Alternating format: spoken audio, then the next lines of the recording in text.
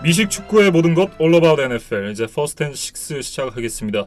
이번 주에 이즈만 해설위원이 이제 미국 출장을 가는 관계로 일단 저 혼자 녹음을 하게 됐고요.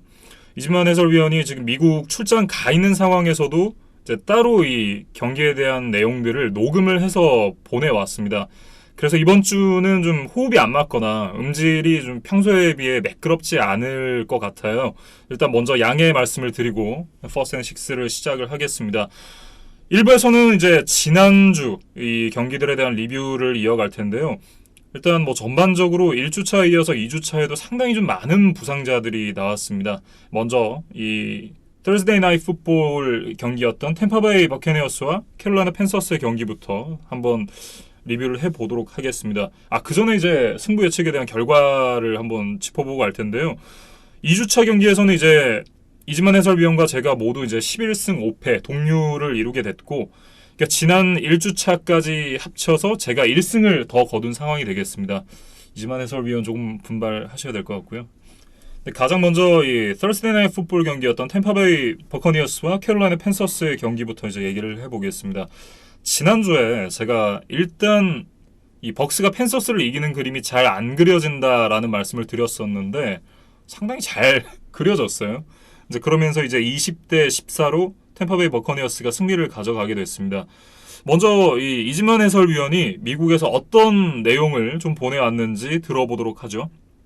이날 경기를 보면서 다시 한번 느낄 수 있었던 것은 쿼터백 캠 뉴턴이 확실히 몸이 정상이 아니구나 라는 생각을 할 수 있었습니다. 원래도 사실 캠 뉴턴이 전형적인 파켓 패서는 아니기 때문에 그가 공을 가지고 뛰는 상황을 통해서 패스를 셋업하는 이런 플레이를 하는 쿼터백이었는데 지금 캠 뉴턴이 제대로 달리지를 못하면서 현재 상대 수비수들이 캠 뉴턴을 두려워하고 있지 않습니다.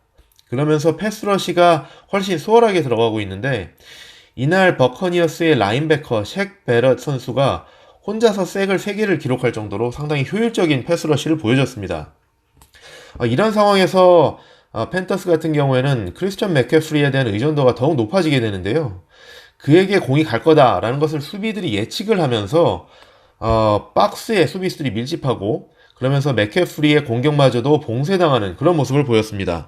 이런 상황에서는 사실 맥캐프리에 대한 수비를 분산시켜주기 위해서 다른 선수들이 많은 역할을 좀 해줘야 되는데 이날 경기에서는 베테랑 타이랜드 그렉 올슨은 충분히 자기 역할을 해줬습니다.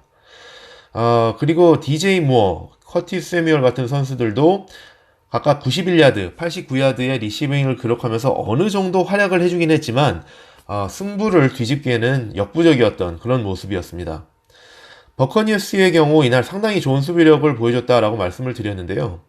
특히 팬터스 공격의 구심점인 크리스천 맥캐프리를 효율적으로 잘 차단하면서 러싱 공격을 완전히 봉쇄를 했고요. 패싱 공격에서도 캠 뉴턴이 맥캐프리가 아닌 다른 옵션들을 계속 찾게끔 만들면서 상당히 그를 괴롭히는 그런 모습을 보여줬습니다. 특히 경기 막판 포스다운 공격에서는 버커니어스의 코너백 버넌 하그레이브스 선수가 크리스천 맥캐프리가 공을 잡았을 때 커티스 세뮤얼에게 페이크 리버스 하는 상황을 정확히 읽어내고 맥캐프리가 공을 직접 갖고 뛰는 것을 잘 차단해서 퍼스트 다운을 갱신하는 것을 막으면서 그 자리에서 승부를 마무리 짓는 이런 스마트한 플레이를 하는 모습을 보여주었습니다.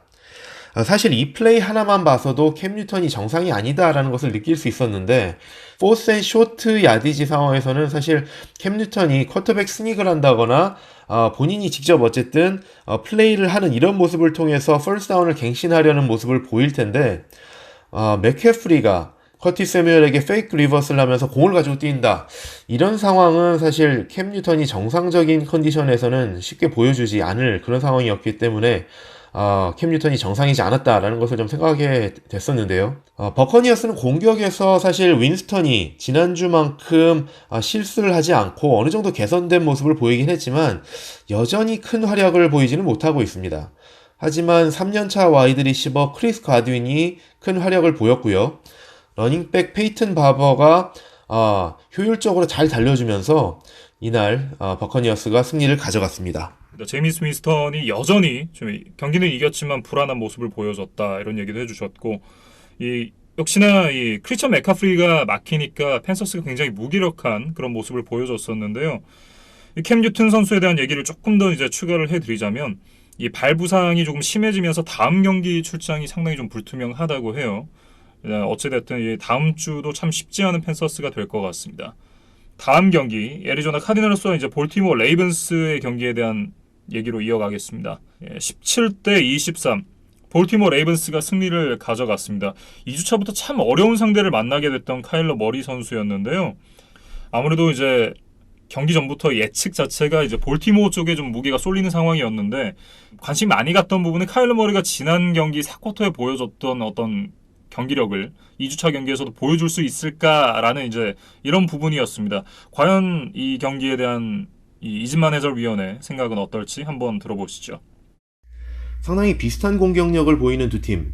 그래서 소위 미러 이미지라고 말할 수 있는 두 팀의 대결이었죠.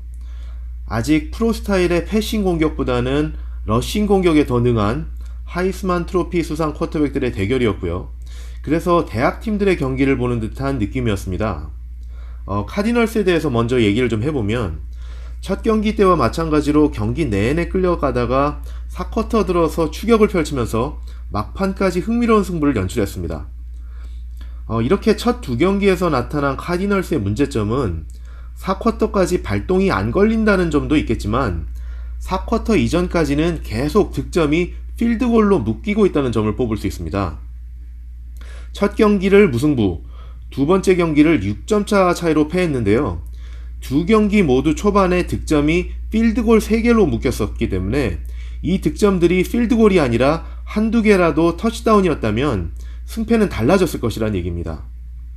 NFL은 평준화가 많이 이루어진 리그이기 때문에 한 경기 한 경기 승리하기가 무척 어려운데 필드골과 터치다운의 차이가 4점임을 감안할 때 득점 기회를 잡았을 때 누가 이것을 터치다운으로 마무리하느냐가 승리에 근접해가는 지름길이라고 할 수 있습니다. 하지만 현실적으로 좀 생각을 해보면 경험이 많지 않은 신인인 카일러 머리가 매주 상대하는 수비수들이 다 새롭고 처음 보는 대형들이 많을 것이기 때문에 경기마다 초반에는 처음 보는 수비에 적응하는 시간과 과정들을 거치면서 후반에 더 좋은 기량을 발휘할 수밖에 없을 것입니다. 이런 입장에서 생각해보면 초반에 고전하면서 기가 눌려서 후반까지 계속 압도당하는 선수들이 많을 텐데 초반의 어려움에도 기죽지 않고 이런 환경에 적응하면서 경기 막판에 승부를 걸어볼 정도까지 지금 활약을 펼친다는 것은 카일러 머리 선수가 상당히 적응력이 뛰어나고 스마트한 좋은 자질을 가진 쿼터백이라고 평가하고 싶습니다. 또한 라이언스와의 첫 경기와 비교했을 때 패스 성공률이나 쿼터백 레이팅 같은 기록이 상당히 개선됐고요. 인터셉션이나 색 같은 실수들도 줄어들었다는 점이 상당히 고무적이라고 말하고 싶습니다. 한편 레이븐스에 대해서 좀 말씀을 드려보면 1주차 마이애미, 2주차 애리조나를 상대하면서 너무나도 대진운이 좋았는데요. 2승을 하기는 했지만 진짜 이 팀이 올 시즌 어느 정도의 기량인지를 판가름하기 위해서는 다음 주 칩스와의 경기를 봐야 조금 더 알 수 있을 것 같습니다. 그리고 레이븐스의 쿼터백 라마 잭슨에 대해서 조금 더 말씀을 드려보고 싶은데요. 이 선수는 대학 때부터 워낙 러싱 공격은 잘했던 쿼터백입니다. 모든 러싱 쿼터백의 표상이라고 할 수 있는 예전 애틀란타 펠콘스의 쿼터백이었던 마이클 빅 선수의 러싱 능력에 가장 근접한 쿼터백이 아닌가 하고 저는 생각을 하는데요. 수비수들이 밀집된 좁은 공간을 빠져나오는 민첩함, 그리고 순간적인 방향 전환 능력, 그리고 직선 달리기 스피드까지 러싱에 있어서는 많은 러싱 쿼터백들이 있지만 그 중에서도 가장 뛰어나지 않은가라고 생각을 하고 있습니다. 이에 반해서 파켓 패싱의 정확도는 상당히 부족해서 쿼터백 포지션을 뛰는 러닝백이라는 비아냥까지 받아왔는데요. 올 시즌 아직 초반이긴 하지만 그리고 약한 수비진들을 상대하긴 했지만 파켓에서의 패싱 능력과 정확도가 작년에 비해서 현저히 개선된 모습을 보여주고 있습니다. 이날 애리조나와의 경기에서도 어려운 패스를 정확히 성공시켜주는 모습을 여러 번 보여줬고요. 특히 경기 막판에 마키스 브라운 선수에게 성공한 롱패스는 아주 정확하게 잘 들어갔습니다. 이렇게 패싱 능력까지도 계속 발전시켜 나간다면 마이클 빅 이상의 훌륭한 듀얼 스레트 쿼터백으로 성장해가지 않을까 기대해보게 됩니다. 경기 내내 이제 좀 자동문이 열리면서 힘겨운 경기를 했지만 어쨌든 이 300야드가 넘는 패싱 야드를 기록을 했고요. 상황을 감안하면 나쁘지 않았다 이렇게 좀 봐야 될 것 같습니다. 그러면서 이제 이 카일러 머리 선수가 NFL 역사상 커리어 첫 2경기에서 300 플러스 패싱 야드를 기록한 두 번째 선수가 됐다고 해요. 이 첫 번째 선수가 이제 2011년 데뷔를 했었던 캠 뉴튼 선수였고요. 라마 잭슨 선수 역시 이 말씀해 주셨던 대로 올 시즌 굉장히 패싱 능력이 향상된 모습을 보여주고 있습니다. 그러면서 이제 250 플러스 패싱 야드와 120 플러스의 러싱 야드를 한 경기에서 기록한 최초의 선수가 됐다고 합니다.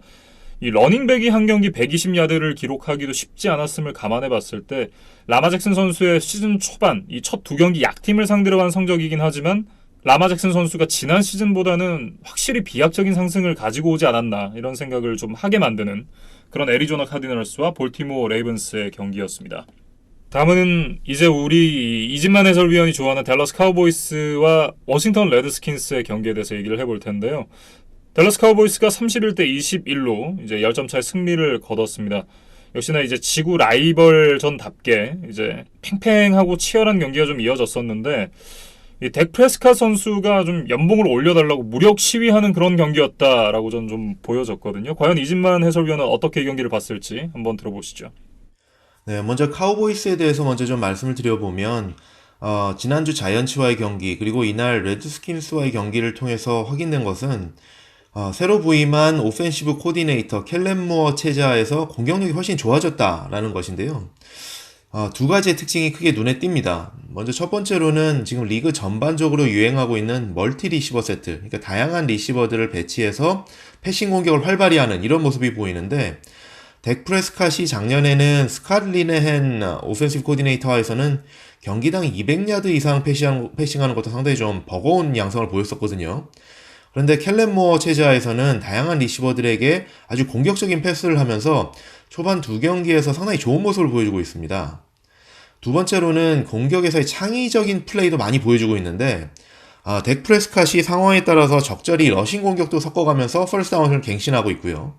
특정 리시버들한테 의존하지 않고 뎁스 차트에서 좀 밑에 있는 리시버들, 그러니까 이날 같은 경우에는 데빈 스미스라는 리시버를 활용을 해서 적극적으로 공격도 하고 데빈 스미스를 통한 롱패스를 이용해서 터치다운까지 하는 모습을 보였었는데 이런 모습들을 통해서 공격력이 상당히 좀 개선된 모습을 보여주고 있습니다. 반면 카우보이스 입장에서는 수비가 상당히 시즌 직전에 많은 기대를 모았었는데 2경기를 통해서 보여준 모습은 다소 조금 아쉽긴 합니다. 물론 이제 2경기 다 승리하긴 했지만 생각했던 것보다 패스러시가 강하지가 않고요. 그 다음에 2경기에서 아직 수비에서 테이크어웨이가 하나도 없을 정도로 플레이메이킹 능력이 좀 아쉬운 상황입니다. 레드스킨스에 대해서 좀 말씀을 드려보면 레드스킨스는 시즌 초반에 부상이 좀 많아서 걱정이 됩니다. 공격에서 타이드엔드 조던 리드가 계속 이제 2경기 출전을 못하고 있고요. 수비에서는 디펜시브 라인에 조나산 앨렌 이 선수가 출장을 오늘도 못했고 세컨더리에서는 페이비언 모로, 퀸튼 던바 이 두 선수가 출장을 못했을 뿐만 아니라 출전은 하기는 했지만 다마닉 라저스 크로마티기 선수 같은 경우에는 경기 내내 다리를 좀 쩔뚝거리면서 경기를 치를 정도로 상당히 팀 전체적으로 시즌 초반에 중요한 선수들에게 부상이 좀 많은 상황입니다. 특히 공격에서 조던 리드의 부상은 상당히 좀 아쉬운데요. 케이스 키넘이라는 1년차 쿼터백이죠. 물론 이제 작년까지 다른 팀에서 뛰었던 베테랑이긴 하지만 레드스킨스로 온 첫 해인데 조던 리드 같은 그런 이렇게 안정적인 패싱 공격을 해주는 리시버가 물론 타이드엔드지만 이런 리시빙 옵션이 없다라는 것이 상당히 좀 공격을 좀 제한하는 그런 효과가 있습니다. 하지만 이제 긍정적인 면을 좀 보자 그러면 레드스킨스 같은 경우에는 새로운 넘버원 리시버를 발굴한 것이 아닌가라는 기대를 하게 합니다. 올해 3라운드에서 드래프트된 테리 맥글로린 선수가 지난주에 상당히 큰 활약을 펼쳤었는데 이날도 공격에서 혼자 분전하는 모습을 보였습니다. 특히 이제 넘버원 코너백 바이런 존스하고 이날 붙어서 많이 대결을 했었는데요. 단순히 달리기가 빠른 것이 아니라 라우트 러닝을 상당히 잘해서 타이탄 커버리지에서도 세퍼레이션을 얻어내는 이런 능력을 보여주고 있습니다. 그래서 이제 경기 후반에 터치다운을 해내는 하나의 드라이버에서는 쿼터백 케이스 키넘이 맥클로린 선수만 찾아볼 정도로 상당히 이 선수가 팀 내에서 중요한 비중을 차지하는 선수로 두 경기 만에 상당히 이제 좋은 위상을 차지하고 있습니다. 레드스킨스 입장에서는 공격에서 좋은 리시버를 발굴했다라는 것이 좀 긍정적인 면이라고 말씀을 드릴 수 있습니다. 어쨌든 이날 경기를 좀 요약을 하자 그러면 달라스 카우보이스가 다양한 공격 옵션을 보이면서 승부를 가져갔고요.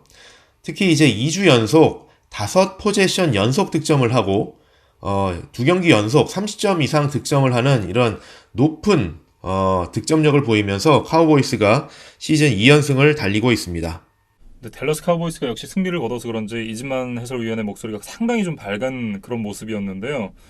조금 더 이제 얘기를 첨가해드리자면 아까 이즈만 해설위원이 얘기를 해주셨던 이제 데빈 스미스라는 선수가 전방 십자인대만 2번 끊어지는 이 역경을 딛고 NFL 무대에 복귀를 했는데 이날 이제 3개 패스를 모두 잡아서 74야드를 기록했고요. 터치다운을 기록하면서 팀 내 최다 리시빙 야드를 이날 기록을 했습니다. 그리고 제이슨 위튼 선수가 역전 터치다운을 만들어냈는데 그 터치다운이 바로 이 제이슨 위튼 선수의 통산 70번째 리시빙 터치다운이었고요. 안토니오 게이츠 그리고 토니 곤잘레스, 럽 그런코스키, 지미 그레임에 이어서 5번째로 이 70개 이상의 터치다운을 기록한 타이트 엔드가 됐다고 해요.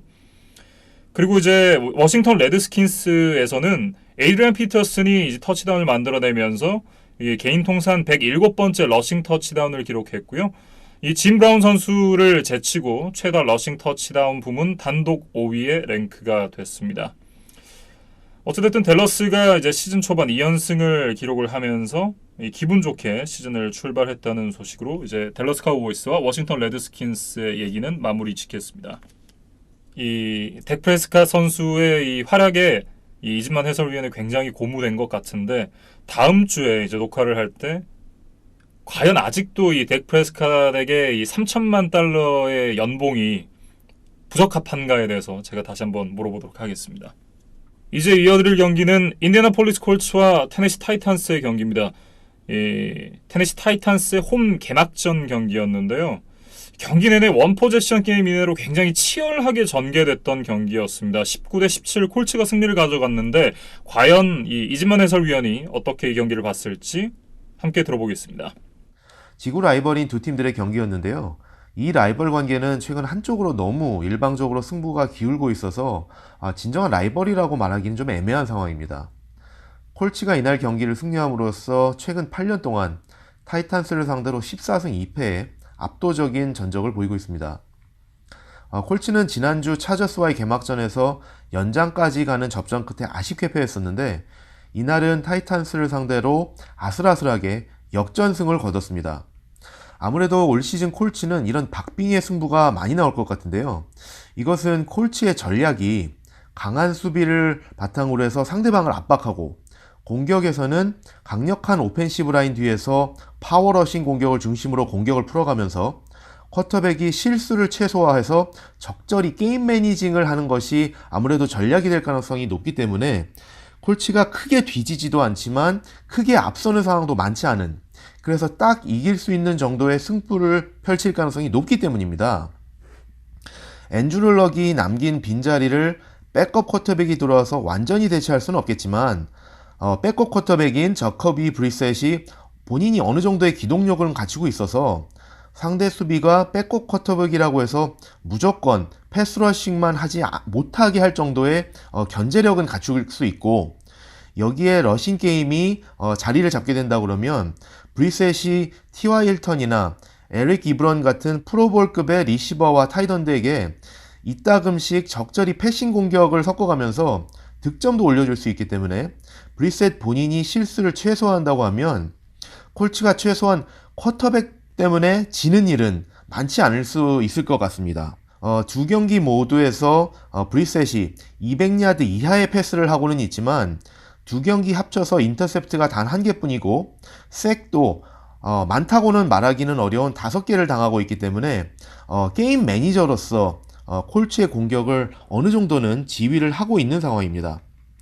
그러면서 말런 맥 러닝백이 혼자 174야드 러싱을 기록했던 지난주에는 팀 득점이 조금 더 원활했지만 러싱 공격이 말론 맥과 조던 윌킨스 두 명이 합쳐서 133야드를 기록한 타이탄스 전에서는 팀 전체적으로 공격이 활발히 이루어지지는 않았고 아마 말씀드리는 것처럼 진짜 딱 이길 수 있는 정도의 득점만 올린 상황이었습니다.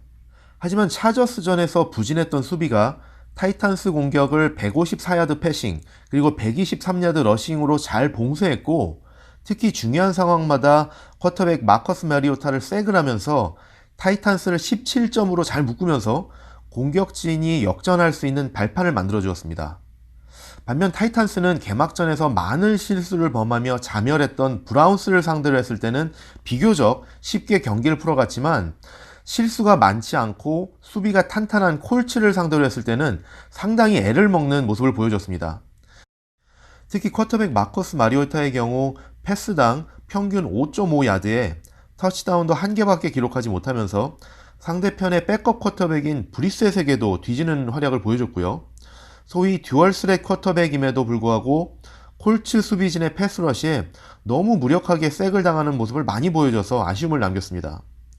전반적으로 다소 지루한 경기였는데 콜츠가 승리하면서 양팀 모두 1승 1패를 기록하게 되었습니다. 조금 더 이제 제가 준비해온 얘기를 덧붙이자면 저는 키커들에 대한 얘기를 조금 해보고 싶어요. 비나티에리가 이날도 이제 2개 엑스트라 포인트를 실패를 하면서 지난 시즌부터 정규 시즌 3경기 연속 엑스트라 포인트를 실패를 하고 있는데 그러면서 현재에서는 이제 계속해서 이제 은퇴에 대한 얘기가 점점 더 많이 나오고 있습니다. 현재까지의 이 폼만 본다면 정말 이제 은퇴를 해야 될 시점이 오고 있지 않나라는 생각이 드는 비나티에리 선수였고요. 카이로 산토스도 이 49야드짜리 필드골을 성공시킨 이후에 45야드짜리 필드골을 실패하면서 결국 역전을 허용하고 말았습니다. 만약에 이 필드골이 성공했다면 팀이 이길 수 있는 필드골이었는데 참 테네시 타이탄스로서는 아쉬웠을 그런 장면이었고요. 그리고 3분을 남겨놓고 포스다운에서 이제 캐치를 한 이후에 뒤로 물러나면서 포스다운을 갱신 못한 것도 테네시 타이탄스에게는 상당히 좀 아쉬운 부분이 아니었나 이런 생각을 개인적으로 좀 해봤습니다. 아마도 이제 이번 시즌을 앞두고 앤드류 럭 선수가 은퇴를 발표를 하면서 이 소식이 상당히 좀 반갑게 느껴졌을 타이탄스와 이 타이탄스의 팬들일 텐데 하지만 이 첫 번째 맞대결에서 여전히 이제 콜츠가 승리를 가져가면서 좀 실망을 했을 것 같다는 그런 생각을 좀 해봤습니다. 이렇게 인디애나폴리스 콜츠와 테네시 타이탄스의 얘기를 마무리 짓고요. 이제 다음 경기 시애틀 시옥스와 피츠버그 스틸러스의 경기로 이어가 보겠습니다. 스틸러스는 전통에 강호답지 않게 시즌 초반에 상당히 불안한 모습을 보여주고 있습니다. 이날 경기에서는 이 쿼터 후반에 주전 쿼터백 벤 로슬리스버거가 오른쪽 팔꿈치 부상으로 교체되는 안 좋은 상황을 맞이했고요.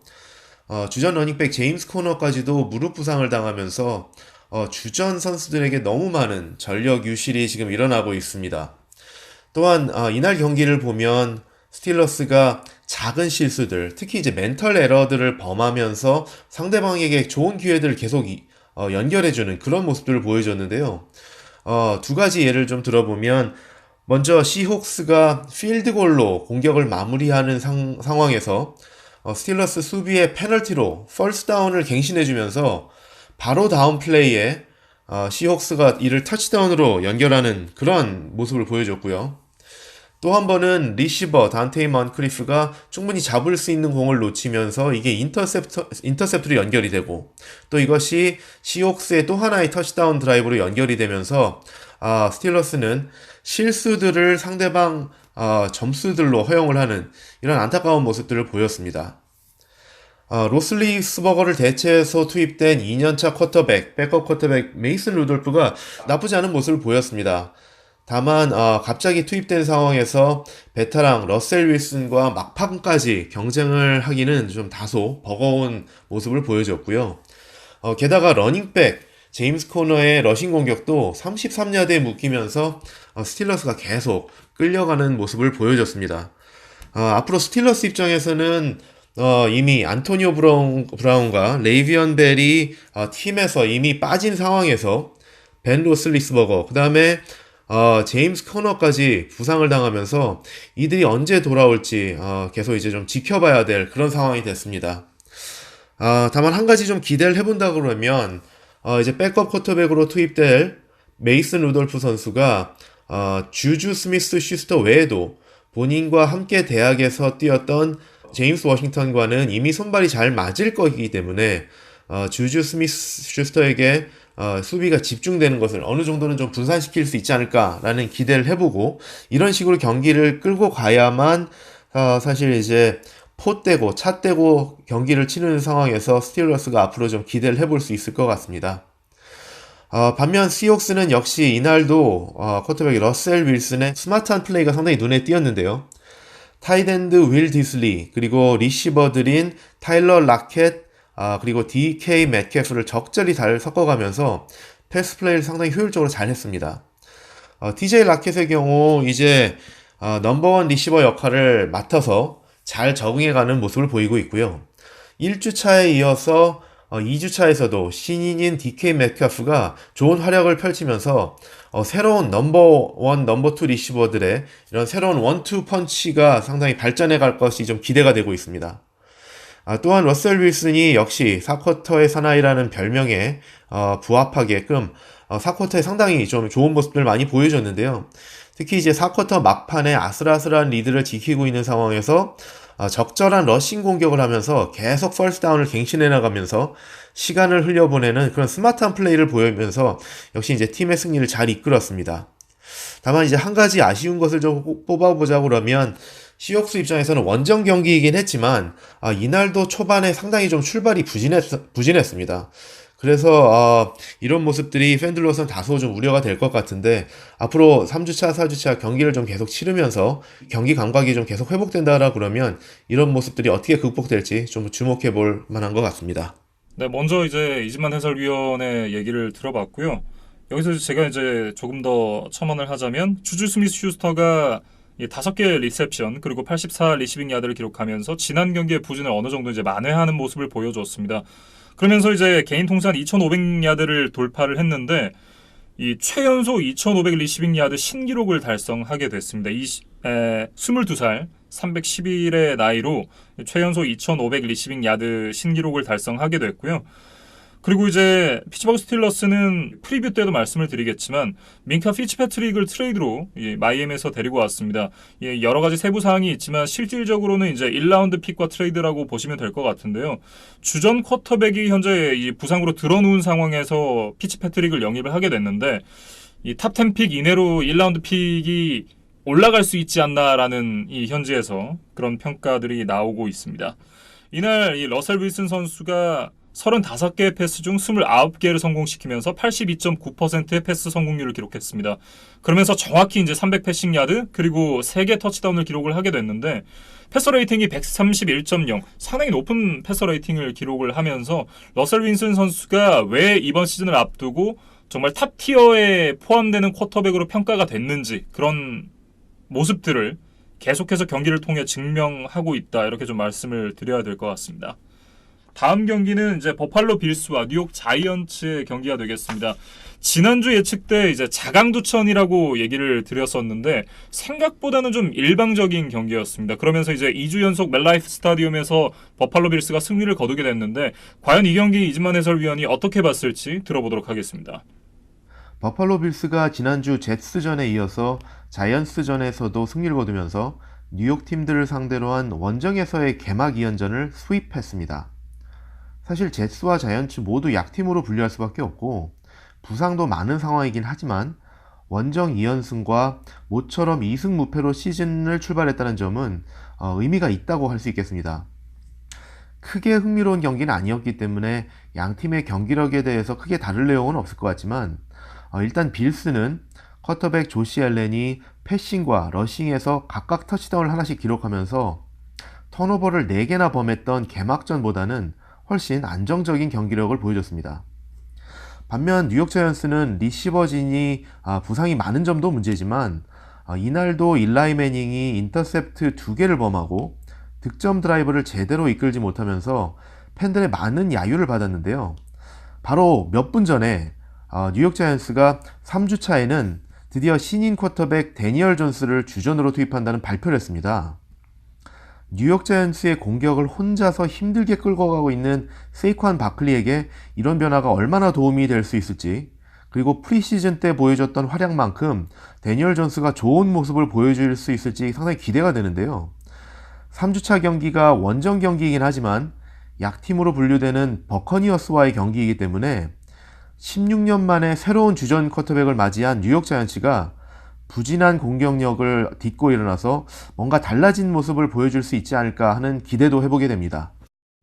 말씀해 주셨던 대로 일라이 매닝이 선발로 나서는 이 뉴욕 자이언츠 경기는 세이콘 바클리만 막을 수 있으면 이제 쉽게 이길 수 있는 팀처럼 보이는 그런 경기였습니다. 빌스가 자이언츠를 이 더블 스코어로 압도를 하면서 이제 승리를 가져갔습니다. 그러면서 버팔로 빌스가 의외로 이번 시즌 AFC 동부지구에서 이 뉴잉글랜드 다음 가는 포지션을 차지할 수 있지 않을까, 이런 기대를 하게 만드는 그런 경기가 아니었나 싶습니다. 그래서 다음으로 이어갈 경기는 샌프란시스코 49어스와 신시내티 벵갈스의 경기입니다. 지난주에 이 경기가 이제 저와 이즈만 해설위원의 의견이 갈렸던 그런 경기였는데요. 이제 지난주에 이즈만 해설위원이 이제 신시내티 벵갈스가 첫 경기 좋은 흐름으로 출발을 했기 때문에 홈 개막전에서 이제 좀 첫 승을 거둘 수 있지 않겠느냐, 이런 예측을 했었는데 그 예측이 이제 보기 좋게 빗나갔습니다. 과연 이진만 해설위원이 그 예측에 대해서 어떻게 이제 좀 변명을 할지 한번 들어보겠습니다. 슈퍼볼 16과 23에서 두 번의 박빙의 승부를 펼쳤던 두 팀의 대결이었는데요. 이날의 경기는 박빙의 승부가 아니었습니다. 49ers의 러싱 공격과 다양한 패턴의 패싱 공격이 승기를 잡고 49ers의 디펜시브 라인이 강력한 패스러시로 승부를 마무리한 경기였습니다. 러닝백 맷 브레이더와 라힘 모스터트가 200야드 이상의 러싱 야드를 합작해내면서 초반에 주도권을 가져왔고요. 특히 맷 브레이더 선수는 현지 중계진이 역대 최고급의 러닝백인 베리 샌더스에 비교할 만큼 현란한 동작으로 수비를 따돌리는 멋진 기량을 발휘했습니다. 그리고 러싱 공격이 되니까 스크린 패스와 플레이 액션 패스로 수비의 중앙 부분을 흔들어 놓고 이어서 다양한 변칙 패스까지 가하면서 벵갈스의 수비 진영을 완전히 압도했습니다. 확실한 넘버원 리시버가 부재한 상황에서 이렇게 다양한 공격 루트를 통해서 상대방이 예측하기 어려운 플레이를 펼쳐 보인 카일 셰나인 감독의 창의적인 공격 스킴이 상당히 빛났던 경기였습니다. 수비에서는 디펜시브 라인에 최근 몇 년간 높은 드래프트 픽으로 가담한 에릭 암스테드, 솔로몬 토마스, 그리고 디프레스트 버크너 등이 강력한 패스러싱을 가하면서 벵걸스의 추격을 봉쇄해냈습니다.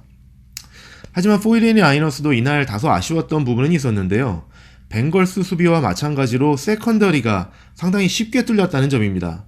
벵갈스 리시버 타일러 보이드 그리고 존 로스에게 꽤 쉽게 롱패스 플레이를 허용했는데 이 부분은 아무래도 향후 좀 개선해 나가야 될 부분이 아닌가 싶습니다. 반면 벵갈스는 이날 러싱 공격이 25야드로 완전히 차단당하면서 쿼터백 앤디 달튼에게 그만큼 더 부담을 가중시켜줬고요.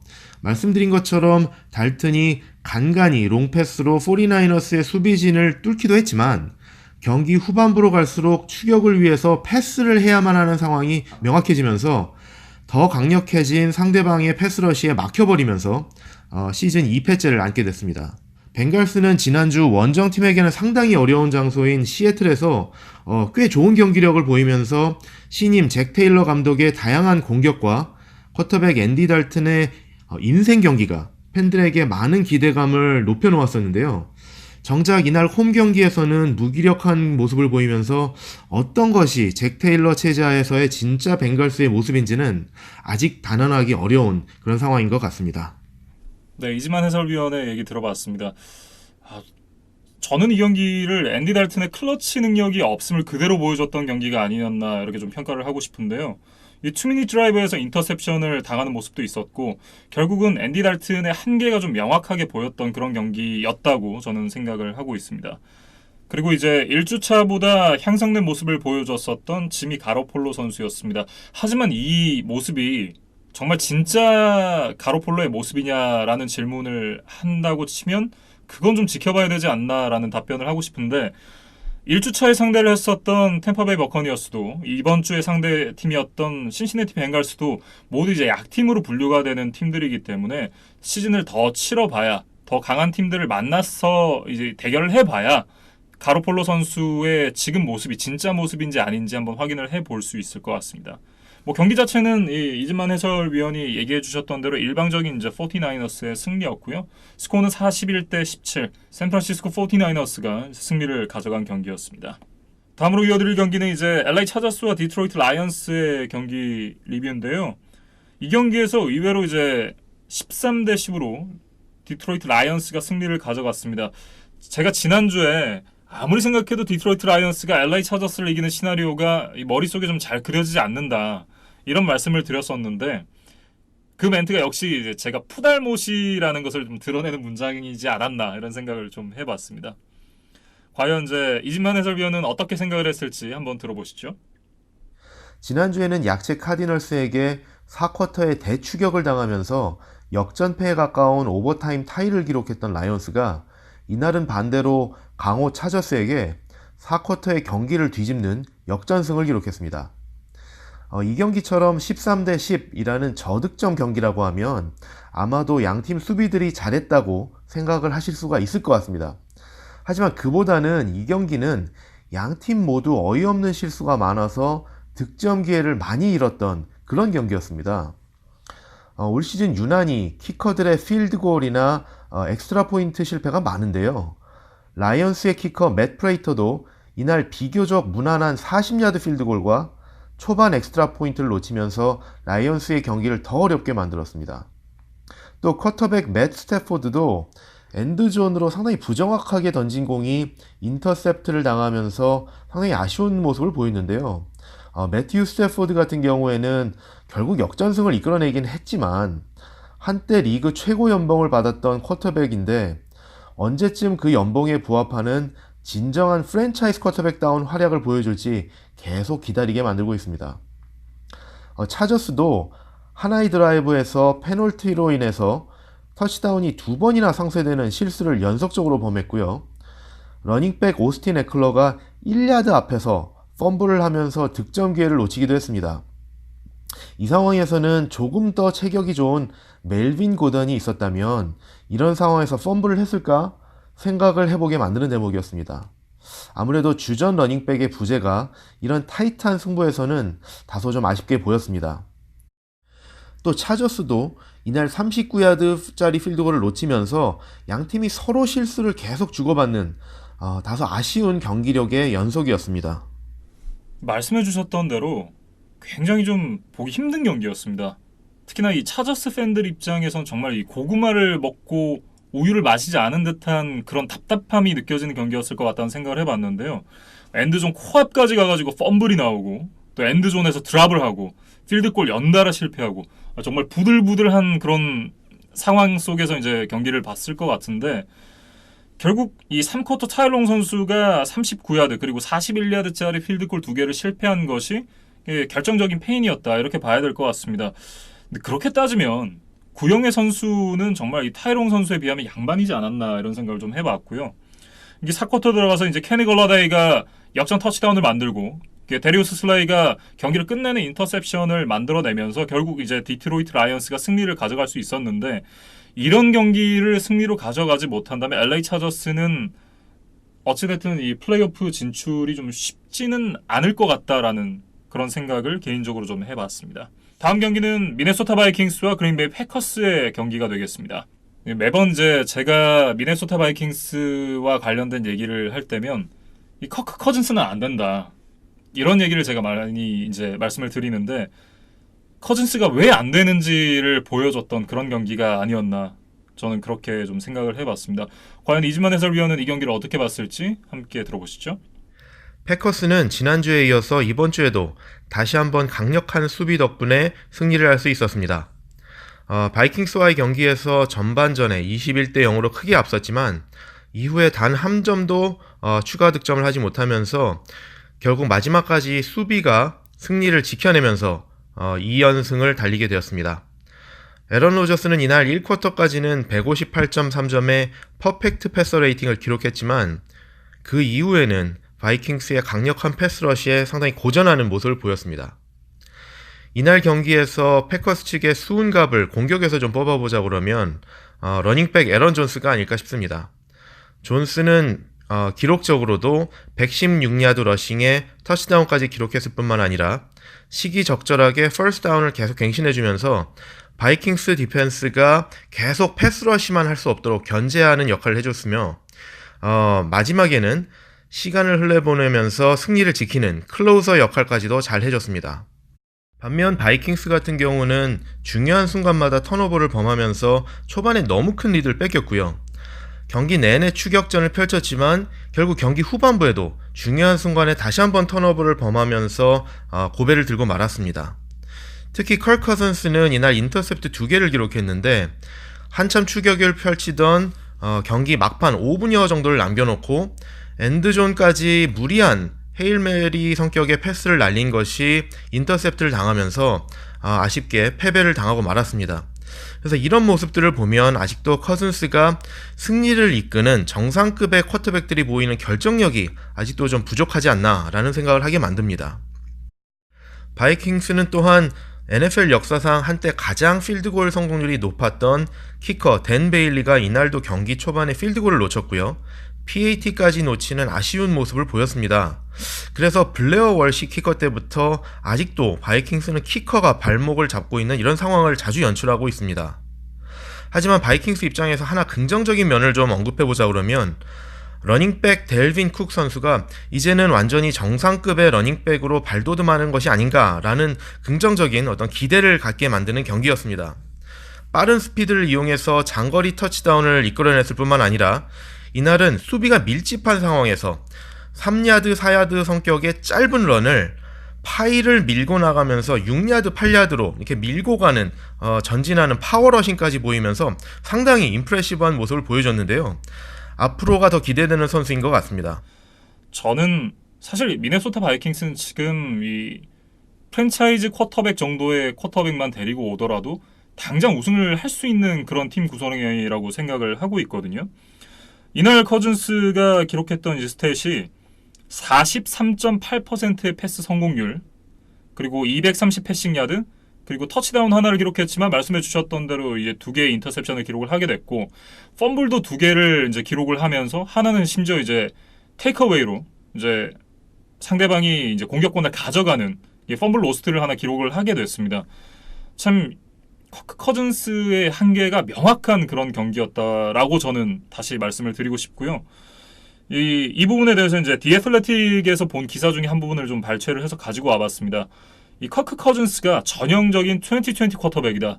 이 2020 쿼터백이라는 것은 이제 우리 진영이 20야드부터 상대 진영이 20야드까지는 어떻게든 이제 효과적으로 이제 전진을 할 수 있는 그런 쿼터백이지만 레드존만 들어가면 사람 복장 터지게 하는 그런 쿼터백이다라는 이런 얘기였고요. 바이킹스가 이 커즌스의 이런 부분에 대해서 잘 알고 이해하고 있는 만큼 그 커크 커즌스가 그만큼 실수를 많이 한다라는 그런 내용이었습니다. 결국은 미네소타 바이킹스의 발목을 잡는 건 커크 커즌스가 아니었나 이런 생각을 저는 개인적으로 좀 해봤습니다. 이렇게 이제 미네소타 바이킹스와 그린베이 패커스에 대한 얘기는 마무리를 짓도록 하고요. 이제 다음 경기 잭슨빌 제규어스와 휴스턴 텍선스의 경기로 이어가겠습니다. 텍선스가 13대 12 한 점 차 신승을 거뒀습니다. 예상보다는 훨씬 타이트했던 경기였는데 이 원정에서 연장 대신 역전승을 노렸던 제규어스의 이 투포인트 컨버전이 굉장히 좀 좋은 선택이었다라고 저는 생각을 하고 있습니다. 하지만 이제 이 플레이 콜링이 다소 조금 아쉬웠는데요. 근데 결과론적인 얘기지만 경기 내내 47야드밖에 기록하지 못했던, 그리고 평균 야드가 3.1야드로 좋지 않았던 레너드 포넷을 굳이 그 클러치 상황에서 선택을 했어야 됐나 이런 생각은 좀 의문으로 남아 있습니다.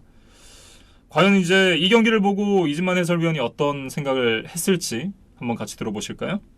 첫 선발 투입된 백업 쿼터백 가드너 민슈가 지난주에 이어서 이 경기에서도 나쁘지 않은 활약을 보였습니다.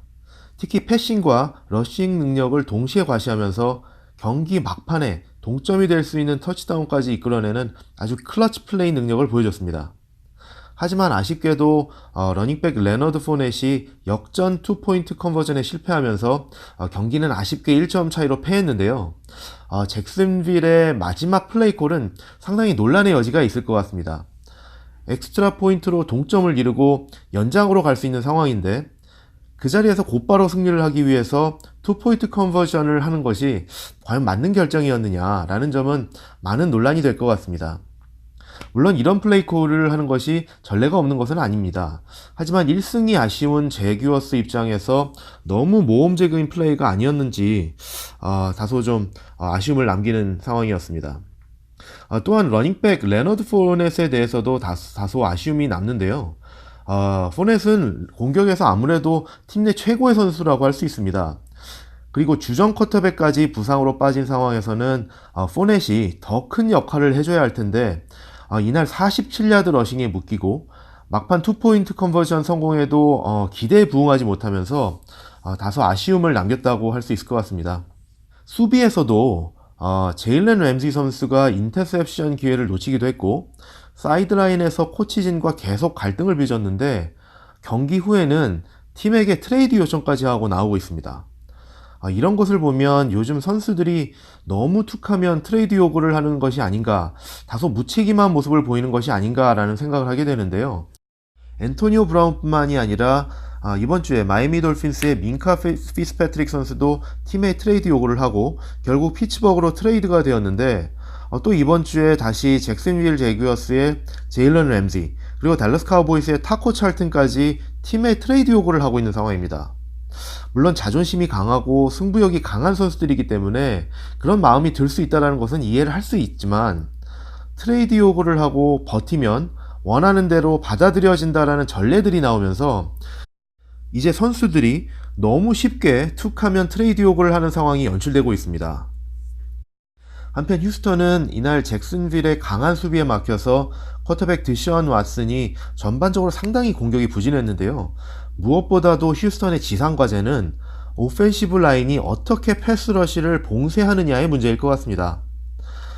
시즌 시작 직전에 1라운드 픽을 트레이드하면서 레러미 턴실 선수를 영입해왔지만 지난주에 이어서 이 경기에서도 오펜시브 라인이 너무 쉽게 뚫리면서 디션 왓슨이 또다시 색을 4번이나 당하는 그런 모습을 보여줬습니다. 휴스턴이 이날 강한 수비력으로 그리고 취약한 상대편 공격력 덕분에 간신히 승리를 하긴 했지만 오펜시브 라인의 플레이가 개선되지 않는다고 하면 올해도 휴스턴은 플레이오프에 진출하더라도 강한 팀들과의 대결에서 승리하는 모습은 좀 생각하기 힘들 것 같습니다. 네, 역시 이제 휴스턴 텍산스가 한 시즌을 놓고 봤을 때 오라인이 향상되지 않으면 이 플레이오프에 올라간 팀들과의 이 상대가 어려울 수 있다라고 말씀을 해주셨는데 저도 정말 그 점에는 100% 동의를 하고요. 그리고 이제 조금 더 말씀을 드리자면 이 젤런 램지 선수가 덕 마론과 이제 사이드라인에서 다툼을 한 이후에 트레이드 요청을 했습니다. 일단은 이제 구단이 움직임을 가져갈 생각이 좀 적어 보인다라는 얘기가 있었고요. ESPN에 따르면 이 최소 1라운드 한 장 그리고 더 많은 이 드래프트 픽을 원한다라고 이제 알려졌습니다. 그리고 이제 오늘 오전에 이제 나왔던 얘기인데 젤런 램지 선수도 일단 지금은 나는 잭슨빌 제규어스의 선수다라고 이제 얘기를 했다고 해요. 그러면서 일단은 조금 다음 주 경기를 앞두고 이 뭐 트레이드 요청에 대해서는 좀 얘기가 좀 잠잠해지지 않을까라는 생각은 해보는데 어찌됐든 이 트레이드 요청을 했다는 것 그리고 이런 사례들이 점점 많아진다는 것이 좀 어떤 구단과 선수들 간의 관계에서 선수들이 최근 조금씩 이제 우위를 점하고 있지 않나 이런 생각을 좀 해봤고요. 그리고 말씀해 주셨던 대로 가드너 민슈 선수가 닉 폴스 선수의 빈자리를 어느 정도 메우고 있습니다. 그러면서 이제 잭슨빌 제규어스도 나름 이 시즌을 좀 내다볼 수 있는 그런 상황이지 않나 이런 생각을 해봤는데 저는 개인적으로 이제 레너드 포넷 선수가 좋은 선수라고는 생각을 하지만 레너드 포넷 선수가 이 잭슨빌 제규어스의 공격 스킴인 스프레드 오펜스에 좀 적합한 선수인가는 여전히 좀 의문이 있습니다. 이 부분에 대해서는 다음 주에 이진만 해설위원이 돌아오면 다시 한번 좀 얘기를 나눠보도록 하겠고요. 어쨌든 휴스턴 텍산스가 참 어렵게 한 점 차 승리를 가져가게 됐습니다. 말씀해 주셨던 대로 이 텍산스가 과연 이제 오라인을 어떻게 다시 재건을 할지, 어떻게 향상을 시킬지 한번 좀 장기적으로 지켜봐야 되는 그런 약점이 드러났던 그런 경기가 아니었나 그런 생각을 해봤습니다.